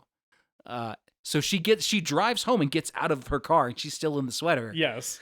From her grocery shopping trip. And these 3 metalheads are like, yeah, we heard your demo. It's the evilest thing we've ever heard. And she just looks like this nice, pleasant little Icelandic girl. Yes. And they're like, your band is awesome. And she's like, there's no band. It's just me. Which, like, that was about to be most black metal bands. In the early 90s, we were just starting to do the one-man black metal band thing. And now that's more or less the norm. So these guys just then are just staying with them. They're just hanging around. They're just here for mom's home cooking. I fucking love these guys. So, because they're Norwegian, they mostly speak in English when they're talking to the other characters, right? And they just seem like so mild-mannered and like so happy and just like chill. They're like just like chill dudes. They help rebuild the church. Yeah. So then like we cut to like they're building the church. I really like that scene. I do too. And I think it is the scene that best illustrates what I sort of think the main theme of this movie is, because it's like, it's a coming of age story. So a lot of it is just about, growing up and maturing and stuff. But I also think kind of specifically, this movie is about like embracing the weirdos in your community, like embracing the outsiders and making them feel like they're part of the community and making them feel like loved and understood. Yeah. And this church building scene is very much that. It's like, oh yeah, like we're all just one community. This girl burned the old church down, but she's still, a member of the big family here, right? And I think there's a moment where the 3 guys are just sort of standing around, and the priest is like, you guys want in on this? Hey, you guys want to come help? Yeah. And it's like, yeah, everyone's trying to pitch in and build something together for the community. And I think it's a really good illustration of the film's themes. And I also think that this is what enables this movie to both be critical of religion and to be like, yeah, like sometimes something horrible happens and you do have to reckon with like, how could God let my brother get scalped by farming equipment, right? And at the same time, the movie is like not aggressively anti-religion, because it also paints it in this light of like, this is an important thing that is like a pillar of this community that like brings them together, right? It's a tool for them to support each other, to gather together, right? And I think that that's sort of like a nice, it's showing both sides of the coin, right? Without giving heavy preference to one or the Right. other. I think it is saying that like her anger and her frustration and confusion is valid, and furthermore, her decision to direct that anger at religion is valid. Maybe just don't burn the church next time. But don't burn the church because it hurts the community. Yeah. It doesn't hurt God, it hurts your neighbors. Yeah. You know? So yeah. And you know, it's kind of funny that these Norwegian black metal guys build a church in this movie.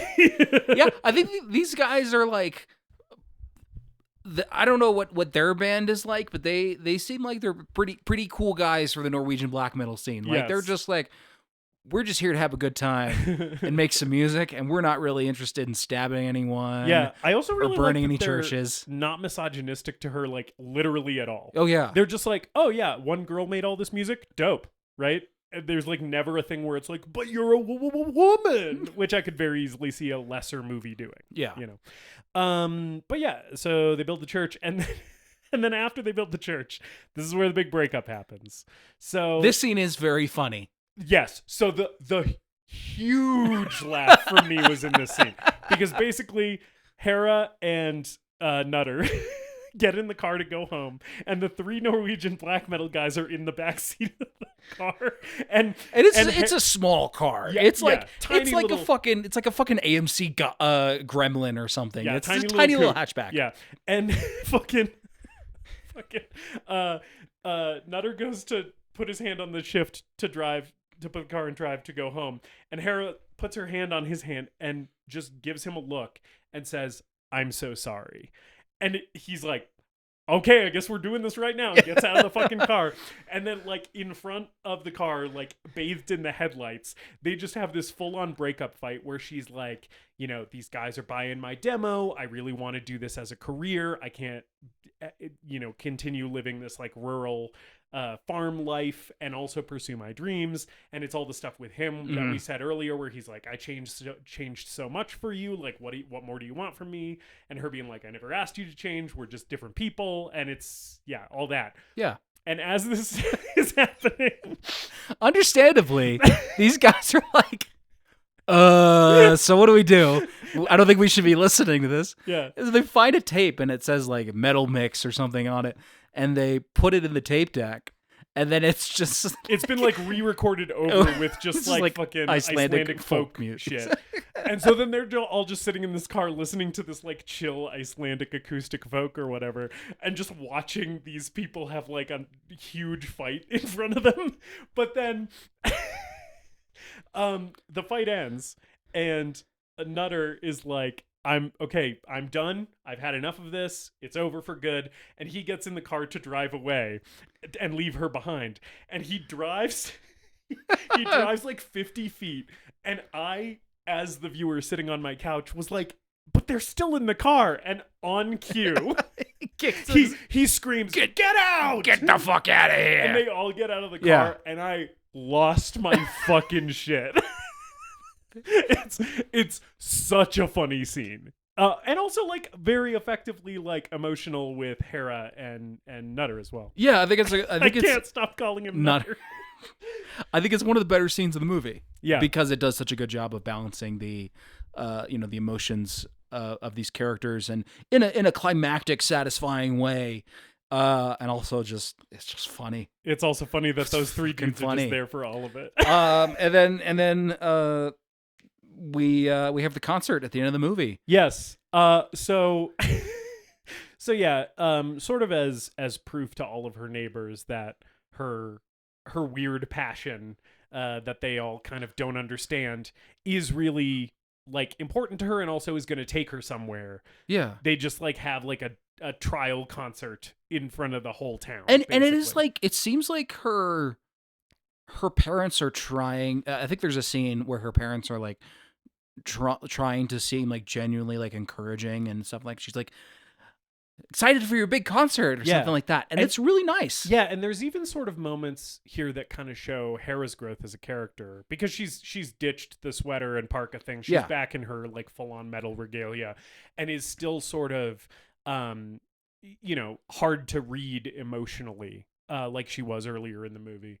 But when her mom is like being very excited for her, there is kind of a softness to Hera now where she's like, oh yeah, thanks mom, is sort of like the vibe, right?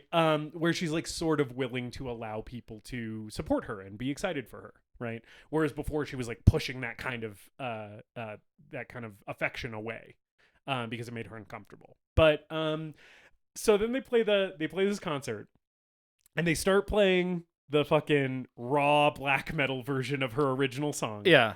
Which I wish we got more of because it rocks. Like, her vocals are fucking awesome. It's really good. It's good shit. And I like her clean vocals too, but her screamed vocals when they first start playing it, I was like, ooh, I kind of want to hear the whole version of this. But I also feel like so they start playing the harsh version.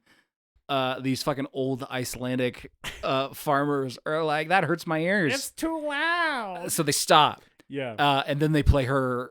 They actually joke that they're gonna play like Sweet Home Alabama or something. And very brief detour here. When that happened, I laughed really hard and also was struck by like a lightning bolt of nostalgia because you and I were both in high school bands. Yeah. Different ones. We weren't in the same band. No. My high school band mostly played punk and metalcore covers, right? And we got a gig one time at a biker bar in Mayer, Arizona. And it was like a paid gig. We got like, I don't know, $50 each or some shit to just come and play for an afternoon at this biker bar. Yeah. $50 each. Yeah. I played a couple of shows like that, but most of my stuff was free. Yeah. And we had a whole set planned. We were like, okay, we're going to play like, these Green Day songs, these whatever songs, these Avenged Sevenfold songs, whatever. And we got like halfway through and these bikers were fucking hating it. They were like, this is not the vibe. We don't want to hear any more of this fucking metalcore shit. And we like, as a band, could tell that the audience was turning on us. And we like huddled mid-set and we're like, okay, we have to change. We're going to have to fucking play Sweet Home Alabama. We're just going to have to do it. And that was like literally the turning point. And then from there, we played like a bunch more songs that like they could get behind. I think we played some AC/DC or some other shit. Oh, okay. But the turning point was Sweet Home Alabama. That's funny. Where we fully got them back on board. As soon as it was like, they were like, here's the fucking show. We've been waiting. I don't know what that other shit was. You could feel the room just lose like, their shit. Before that, it was basically like, are these grown men going to kick our asses? Yeah. Us, a bunch of high school students. And then, as soon as we started playing Sweet Home Alabama, it was like, no, we're getting paid. We're having fun. So that moment specifically rang very, very specifically for me. We never played any Skinnerd when I joined the band.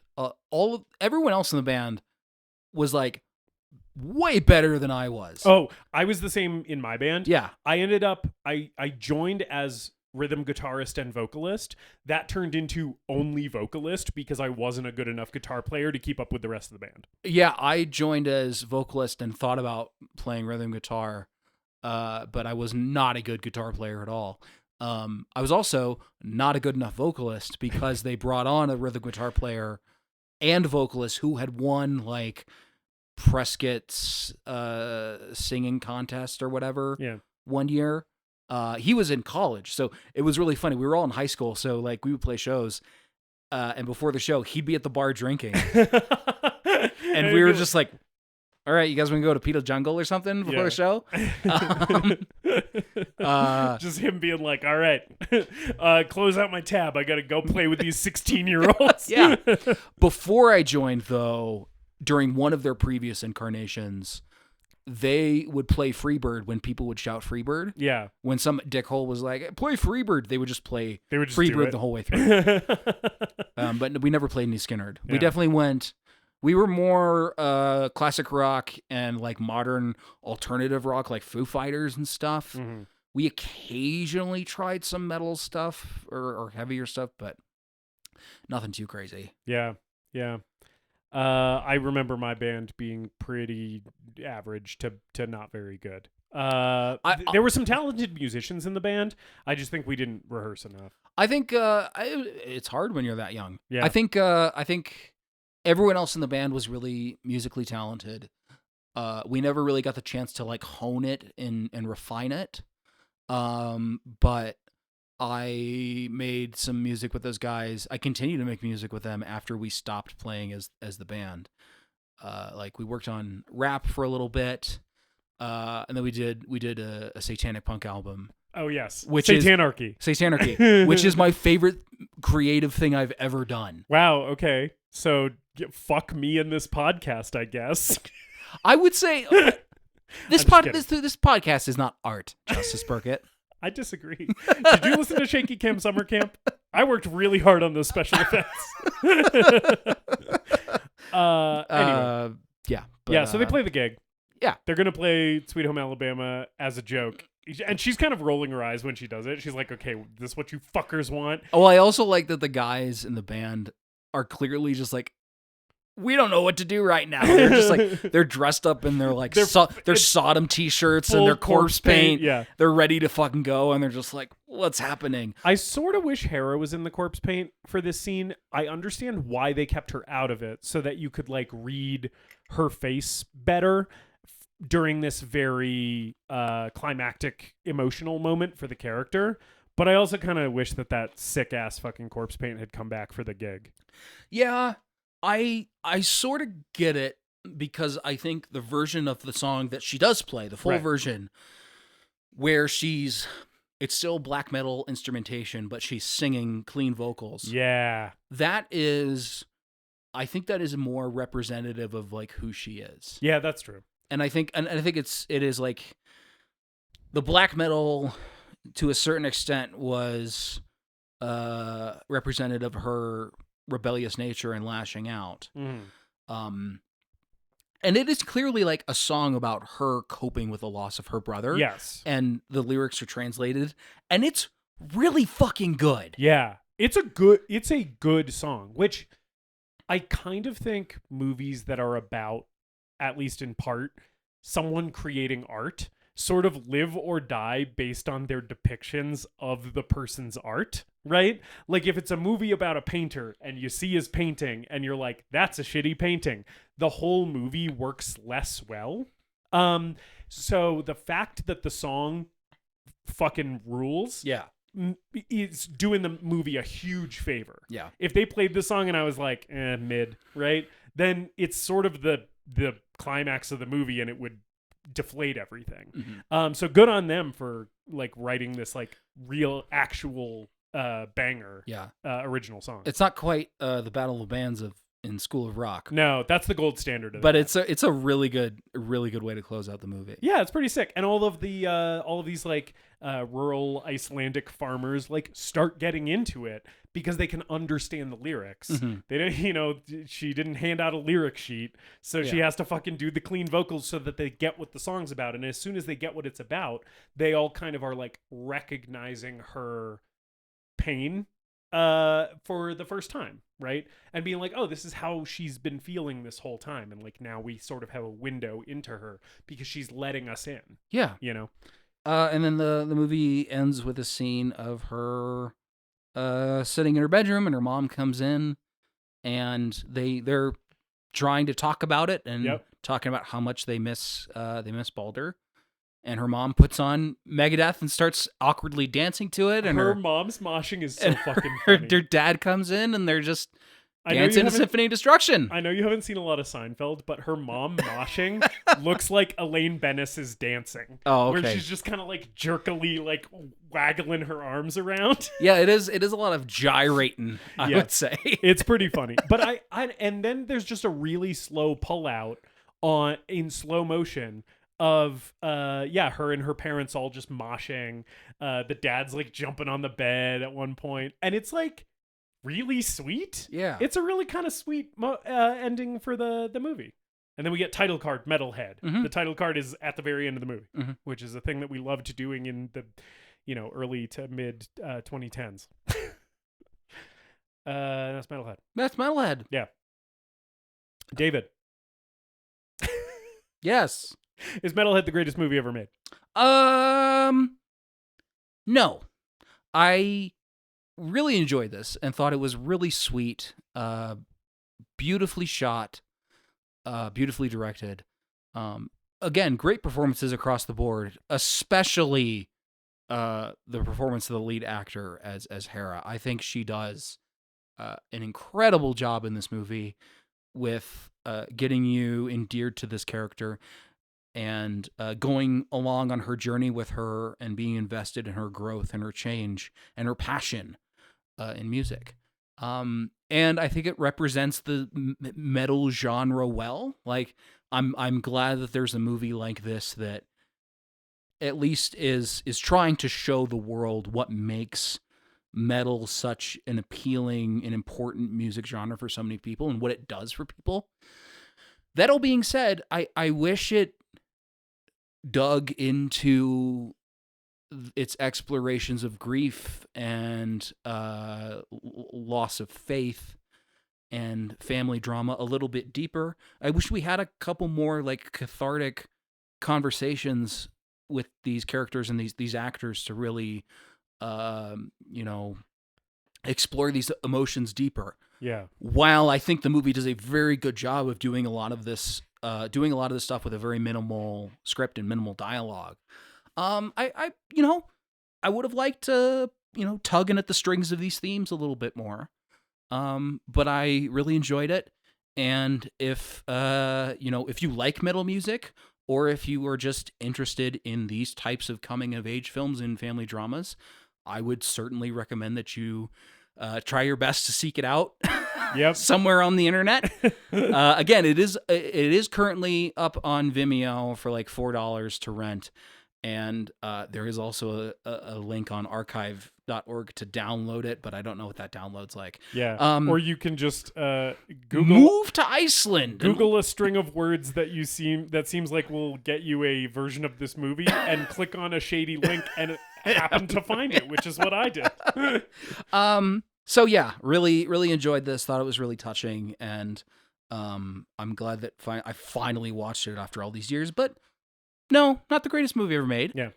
Justice. Yes. Is Metalhead the greatest movie ever made? David, I like a coming of age movie. This is a type of movie that I enjoy. Your ladybirds and whatnot tend to work pretty well for me. That being said, something like a Ladybird or a Call Me by Your Name maybe works for me a little bit better than this movie, because even though I think this movie has a lot going for it, it's, again, very beautiful, very well acted. I think the script is mostly pretty good. And again, just costumed immaculately. I did have, I think, the same problem with it that you were just articulating, which is, weirdly, I kind of wish this movie was longer, which is like a weird gripe for me to have, but it's like an hour and a half. And like you were saying, I think some things don't really get to breathe or get room to be fully developed because the runtime is so tight, and because we're trying to cram so much coming of age stuff and metal stuff into 90 minutes, right? Especially in the second to third act for me, I was feeling this, where basically everything from church burning all the way to break up with fiance guy, it just felt like everything was kind of rushed, where it was like, okay, and now she's running away and she sees a vision of her dead brother in the storm, and now she's back in town, and now she's engaged. And it started getting a little confusing for me, like how much time had passed. Yeah. And I just think maybe if there was a little bit more runtime here, if there were some scenes in between some of those like plot beats, sort of fleshing things out and letting you know how Hera is feeling as all of these things are happening, it would have worked better for me. But it kind of felt like in the third act, we went from kind of the slow contemplative pacing that I'm familiar with in coming of age dramas to like a kind of breakneck, and then this happens, and then this happens, and then this happens, and I was like, slow down, right?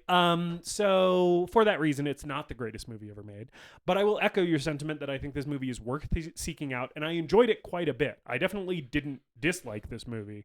I just wish that, you know, we spent a little bit more time in this world and with these people, and that we got to live in these vibes for a little bit longer, because I think that would have helped the characters and the themes come to like more vibrant life. You know? Yeah, I think there's probably some stuff in here that we could have trimmed and swapped out for some more fleshier dialogue. Right. Scenes, so maybe the answer is not more runtime, just like use your time better. Yeah. And like even at that final scene.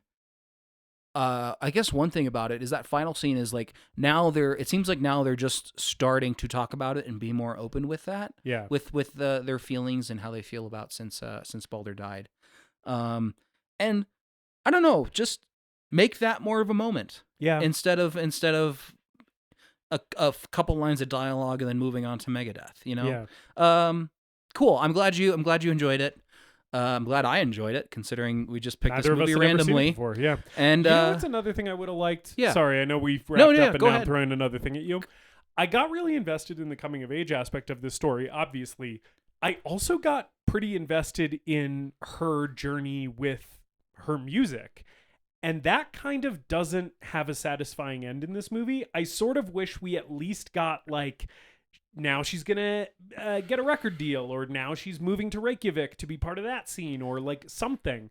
But it's basically like she plays the show at the community center, and that's it. I think the show at the community center is a good conclusion for me. Okay. What I would have wanted is, again, just another like more thorough dialogue sequence where someone just asks her like, why do you listen to all that angry music? Mm-hmm. And she lays it out for them. Yeah. I think that could have been a really good emotional moment in the movie. Yeah. Just some more stuff in the middle of her being a musician and developing her music. Yeah. I just feel like I wanted more of like a button on her kind of artistic journey. It's like 8 Mile, you know? Yeah. He's not going to get the record deal. He won a battle. That's true. She played the local Icelandic town hall.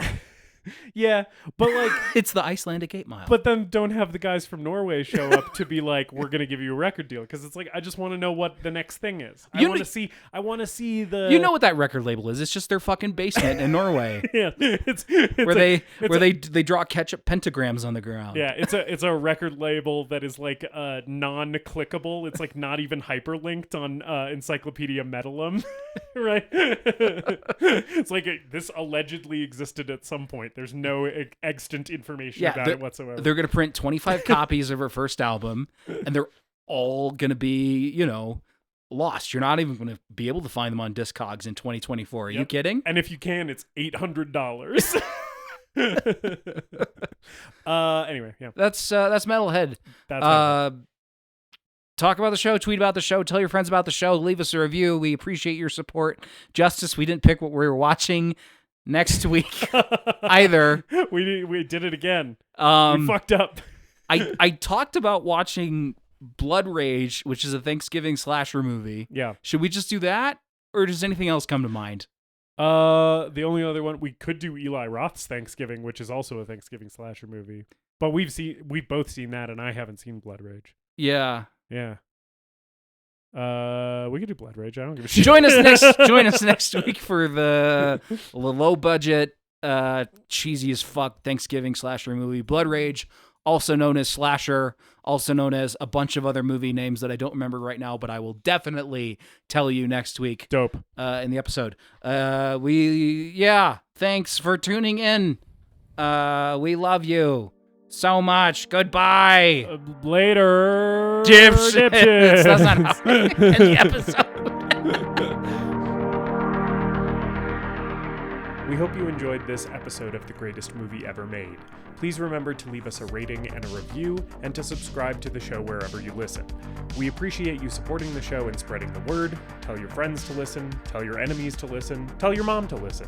If your neighbor has an unsecured Bluetooth speaker, connect to it and play an episode. You can follow us on social media at TGMEM_podcast. And if you've got a movie that you want us to talk about, send us an email at thegreatestmoviepodcast@gmail.com.